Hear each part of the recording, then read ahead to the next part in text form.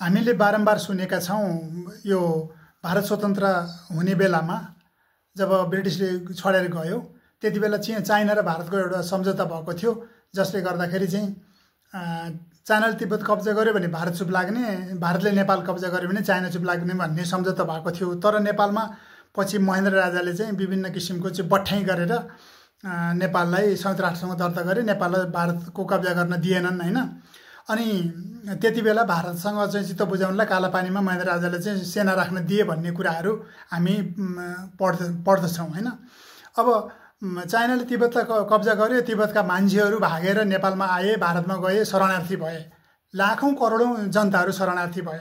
अनि यसरी जनताहरू शरणार्थी हुने कुरा चाहिँ अब त्यो यो मात्रै इतिहास होइन, मानव इतिहासमा बारम्बार हजारौं वर्षदेखि नै एक ठाउँबाट एउटाले कब्जा गरेपछि त्यहाँबाट भाग्ने, अर्को ठाउँमा जाने, प्राण त बाँच्नु पर्यो नि त, सिधै मर्न त दिँदैन नि मान्छेले, आफैलाई मर्न दिँदैन, बाँच्नको लागि भागौँ भन्ने हुन्छ।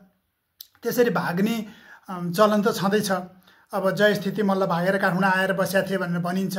त्योभन्दा अगाडि को मान्छेहरू कताबाट भागे, आर्यहरू भागेर युरोपबाट भारततिर आए हैन। अब त्यो कुराहरू छ, यताबाट भागेर उता, उताबाट भागेर यता, किनभने मान्छेले चाहिँ माटो कब्जा गर्छ हैन, राष्ट्र भन्छ, राष्ट्रवादको नारा लाउँछन्, अहिले माटो कब्जा गर्छ। अब जम्मू कश्मीरको मतलब राजाले भारतमा मिलाए, के अरे सिक्किमको लेन्डुपले भारतमा मिलायो, नेपाल स्वतन्त्र रह्यो। यो चाहिँ भारतलाई एकदम औडा छ।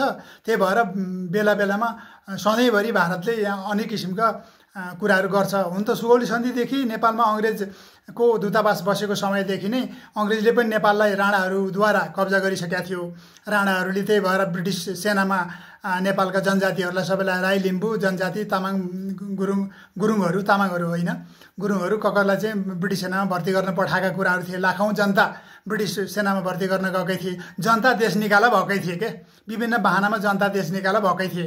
त्यसको अर्थ ब्रिटिस लाहुरेमा गए, उता बसे, कोही भारत बसे, कोही चाहिँ असम बसे, मेघालय बसे, म्यानमारतिर बसे हैन।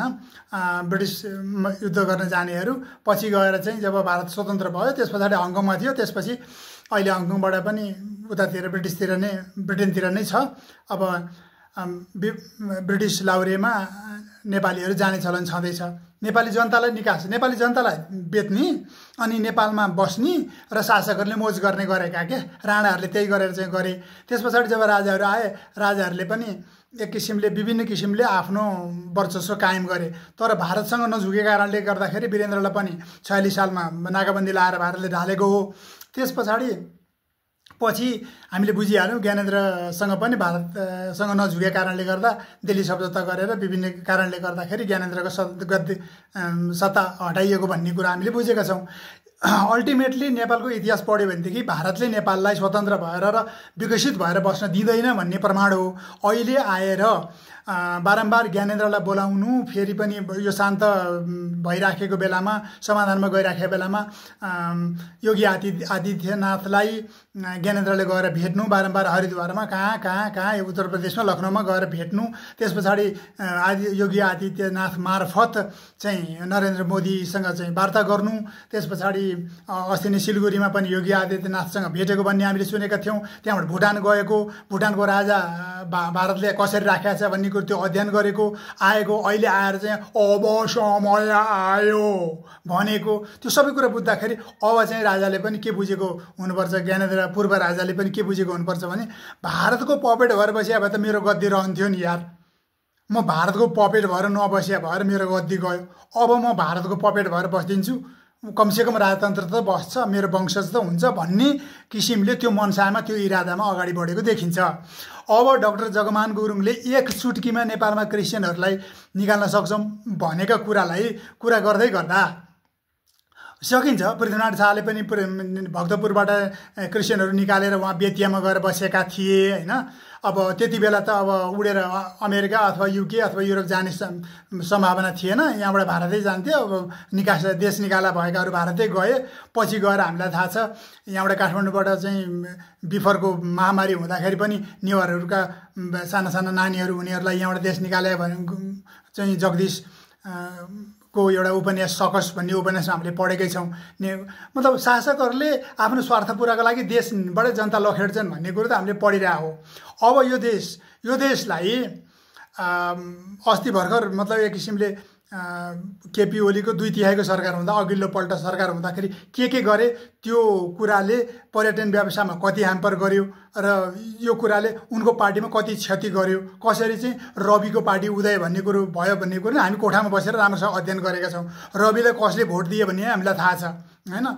किनभनेदेखि यहाँनिर एक किसिमले डर त्रासमा पारेको कारणले गर्दाखेरि 20 लाख 25 लाख क्रिस्चियनहरू उछिट्टिएर 5-6 लाख भोट चाहिँ रवितिर गएको भन्ने कुरो पनि हामीलाई थाहा छ हैन। हामीलाई थाहा छ नेपालमा अब 20-25 लाख क्रिस्चियनहरूमध्ये कोही एमाले थिए, कोही काङ्ग्रेस थिए, पहिला अर्को विकल्प थिएन। पछि माओवादी विकल्प आए पछाडि कोही माओवादी भए, त्यस पछाडि माओवादीमा पनि एक किसिमले आशा नदेखे पछाडि कोही चाहिँ अब एक किसिमले केमा आशा देखिन्छ भन्दै उछिटिएर स्वतन्त्रतिर गएका हुन्। यहाँनिर अब क्रिस्चियनलाई सिध्याउने भन्ने जुन कुरा छ, क्रिस्चियनलाई निकाल्ने भन्ने कुरा छ, यो चाहिँ मानवीय इतिहासमा पढ्दाखेरि पनि अलिकति जानकारी हुन्छ। डाक्टर जगमानजीलाई म रोमी साम्राज्यको बारेमा अलिकति अध्ययन गर्न म आग्रह गर्दछु। पहिलो, दोस्रो र तेस्रो शताब्दीसम्म रोमी साम्राज्य चाहिँ संसारकै शक्तिशाली साम्राज्य थियो। अहिलेसम्मको इतिहासमा, मानव इतिहासमा हुनसक्छ धेरै अरू साम्राज्य थिए, तर रोमी साम्राज्य चाहिँ सबैभन्दा शक्तिशाली साम्राज्य भनिन्छ। त्यो साम्राज्यमा क्रिस्चियनहरूलाई सिध्याउनको निम्ति अनेक अकडम तिकडम राज्यको सम्पूर्ण शक्ति, राजनीति, अर्थ राजनीति, धर्म राजनीति सबै प्रयोग गरिएको थियो, तर नसकेर 313 मा चाहिँ रोमी सम्राट कन्स्टान्टिनले रोमी साम्राज्यलाई नै क्रिस्चियन साम्राज्य घोषित गरेका थियो। युरोप त्यस पछाडि क्रिस्चियन साम्राज्य भएको थियो। तर अहिले आएर युरोप क्रिस्चियन साम्राज्य छ त छैन नि, समयले परिवर्तन ल्याउँदो रहेछ नि, मान्छेले ल्याउने होइन नि त। मान्छेले ल्याएर ल्याइँदैन भन्ने कुरो भन्न खोजेको कि मैले। मान्छेले काटेर तरवारले परिवर्तन ल्याएर ल्याउँदैन, समयले आफै परिवर्तन आउँछ। अहिले क्रिस्चियन छैन कि युरोप क्रिस्चियन छैन कि। युरोपमा गएर त क्रिस्चियन हो भन्यो भने उल्टै हिर्काउने मान्छेहरू छन्, त्यहाँ नास्तिकहरूको बस्ती छ, थोरै छन्, एकदमै थोरै, 2-5% जनता क्रिस्चियन होला, एकदम नामधारी मात्रै क्रिस्चियन होला, त्यहाँ सक्रिय रूपमा कोही क्रिस्चियन छैन। अब नेपालमा अलिअलि क्रिस्चियन भयो भने भोलि बढेर जाला अथवा त्यो घटेर जाला, त्यो आफै हुने परिवर्तन हो, त्यसलाई मान्छेले लखेटेर हुने कुरा चाहिँ होइन। अब यहाँनिर योगी आदित्यनाथसँग सम्झौता गरेर, नरेन्द्र मोदीसँग सम्झौता गरेर नेपालमा क्रिस्चियन फैल्यो, नेपालमा क्रिस्चियनलाई चाहिँ अनेक किसिमले लखट्नुपर्छ, दुःख दिनुपर्छ भन्दै गर्दा अस्तिको मणिपुरमा भएको हिंसा हामीलाई थाहा छ हैन। त्यो किसिमको त्यो हिंसा भड्काउने कुराहरू गरेर नेपाललाई चाहिँ एक किसिमको डर र त्रासमा पारेर हुनेवाला चाहिँ यो देशलाई केही छैन। यो देशलाई प्रगति हुनेवाला केही पनि छैन। यो देशमा क्रिस्चियनलाई लखट्ने भनेर यो देशको पर्यटन व्यवसाय सम्भव छ? मेरो प्रश्न के। यो देशको यो देशमा भारतीय हिन्दूहरू बस चढेर आएर रोटी बेरेर लिएर आएर रोटी खाएर आफैले घरमा लिएर आएको रोटी खाएर बाटोमा हगेर जाने पर्यटनहरूले यो देशमा पर्यटन व्यवसाय हुन्छ कि यो देशमा चाहिँ तेस्रो मुलुकबाट आउने पर्यटनहरूले पर्यटन व्यवसाय हुन्छ? त्यसकारण धार्मिक असहिष्णुता भड्काउने काम चाहिँ देशको निम्ति अहितकर छ भन्ने कुरो बुझ्नुपर्छ हैन। यो देशको निम्ति अब कोरियालाई हेरौँ न, दक्षिण कोरियालाई आजभन्दा 50 वर्ष अगाडि अथवा 60-70 वर्ष अगाडि क्रिस्चियन थिएन नि त, तर आज आएर क्रिस्चियन देश कसरी भयो त भन्दाखेरि अनि त्यस पछाडि त्यो कोरिया र यो कोरिया अहिलेको कोरिया, अहिले संसारलाई रोजगारी दिने कोरिया कसरी भयो त? क्रिस्चियन के काम नगर्ने जनता हो त? त्यसो भएदेखि अमेरिका क्रिस्चियन देश हो भनेर भन्नुहुन्छ तपाईहरूले भने अमेरिका काम नगर्ने अनि अमेरिका अपराधी अधर्म भएको देश हो त? होइन नि, त्यहाँ पनि धर्म छ नि त। त्यसकारण क्रिस्चियनहरूलाई अधर्मी देख्ने जुन नजर छ त्यो डाक्टर जगमानजीले अलिकति बदल्नु पर्यो। धर्म भने के हो? यो ढाकाटोपी लाएर टिको लगाइदिने मात्र धर्म हो कि मानवीय उपकार, स्कुल कलेज बनाउनु, स्वास्थ्य शिक्षा दिनु, समाजको विकास गर्नु, कल्याण गर्नु, परोपकार गर्नु धर्म हो? तपाईँले यो कुरो सिक्नुहोस् न हैन।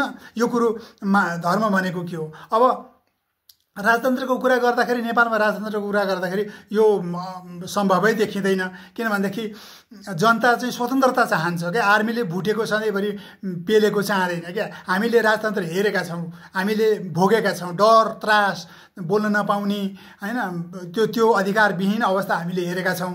अब मोदीले यहाँ लिएर आयो भनेदेखि पपेट राजतन्त्र राख्यो भनेदेखि यो भुटान जस्तो बनाएर राख्ने भन्ने कुरा हामीले हल्ला सुनेका छौँ। त्यस अर्थमा त्यसरी अगाडि बढ्दाखेरि राजतन्त्र ल्याउनु चाहिँ पर्छ त, त्यसो गर्न चाहिँ राजतन्त्र ल्याउनु पर्छ त। अनि जनताको सम्पूर्ण अधिकार खोसेर जनतालाई चाहिँ एक किसिमले नागरिकविहीन बनाएर यो देशबाट जनतालाई शरणार्थी बनाएर, जसरी तिब्बत कब्जा गरेपछि तिब्बतन नागरिकहरू चाहिँ शरणार्थी भएर भारतभरि नेपालभरि फैलियो। अब नेपालीहरू शरणार्थी भएर कहाँ जाने फेरि, हैन? भोलि राजतन्त्र आए पछाडि यहाँ आधाभन्दा बढी नेपालीहरू भाग्नुपर्ने, शरणार्थी हुनुपर्ने कुरा आउँछ।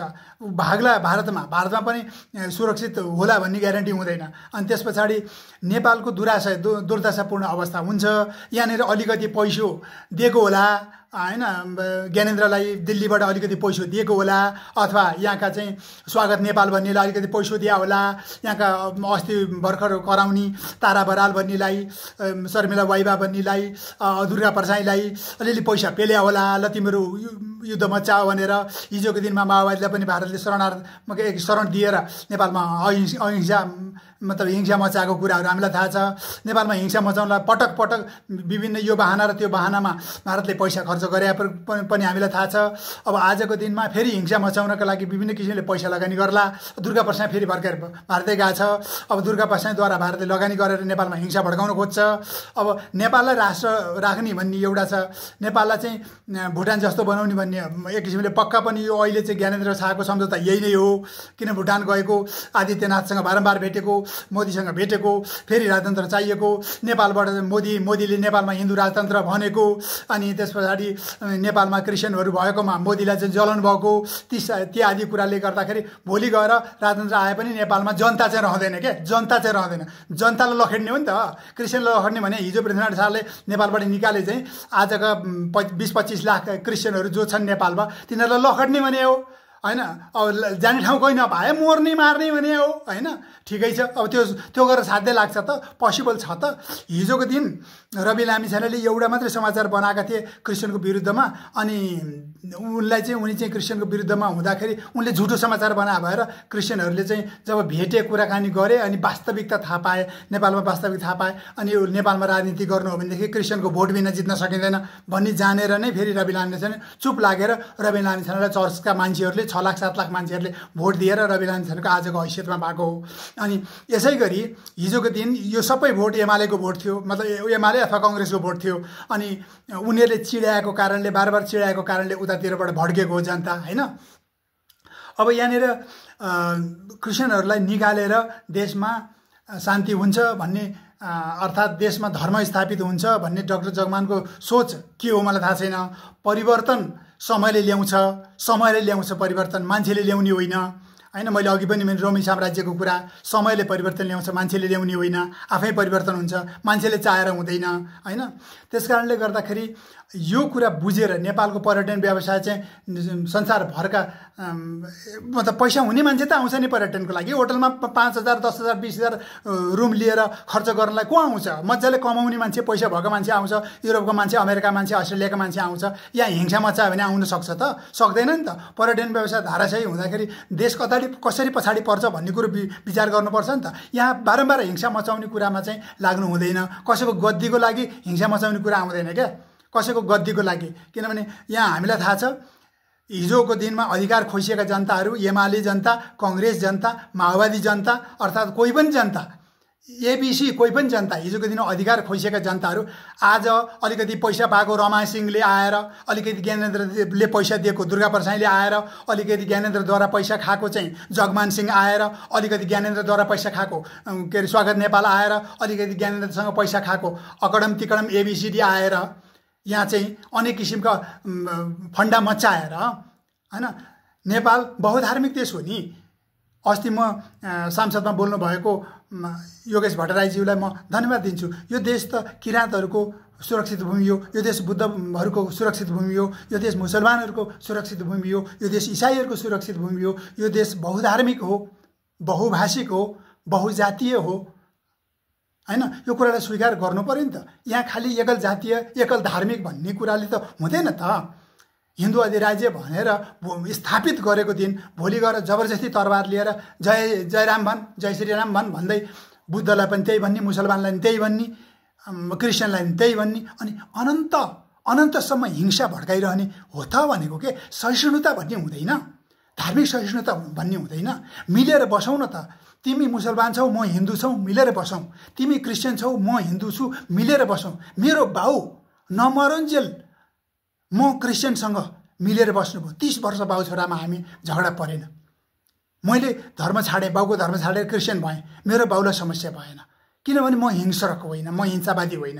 होइन, मेरो बुवा हिंसावादी हुनुहुन्न। अनि मेरो बुवा पण्डित, हिन्दू पण्डित हिंसावादी हुनुहुन्न, म हिंसावादी होइन भने यो देशका हिंसावादी मान्छेहरूले कसरी आफूलाई धार्मिक भन्छन् के? धर्मले त हिंसा मचाउने त होइन नि त। धर्मले त सहिष्णुताको विकास गर्ने हो नि त, होइन? त्यस कारणले गर्दा माटोको आफ्नो धर्म हुँदैन, मान्छेको हुन्छ।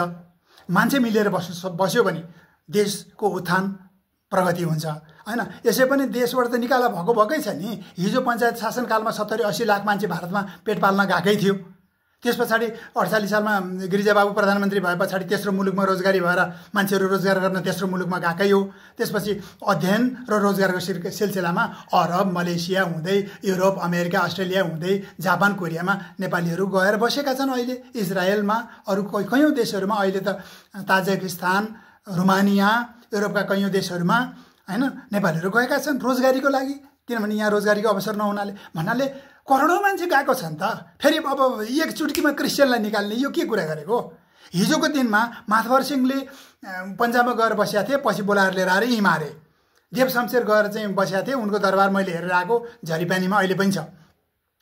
भने यो देश निकाला गर्ने कुरो त क्रिस्चियनलाई मात्रै गरे होइन नि त। यो त राजनीतिले पनि गरिरहेको थियो नि त, होइन? हिजोको दिनमा चाहिँ डाक्टर रमेश खत्रीलाई देश निकाला गरेका थिए। उहाँ लन्डनतिर बसेर PhD गरेर आउनुभयो, देशको निम्ति ठुलो योगदान गर्नुभयो। थुप्रै मानिसहरू देश निकाला भएका थिए नि त। देश निकाला समाधान हो त? एक चुटकीमा कसैलाई निकाल्नु समाधान हो त? होइन नि। कति असहिष्णु, कति अशिष्ट, कति अभद्र कुरा गर्नुभयो।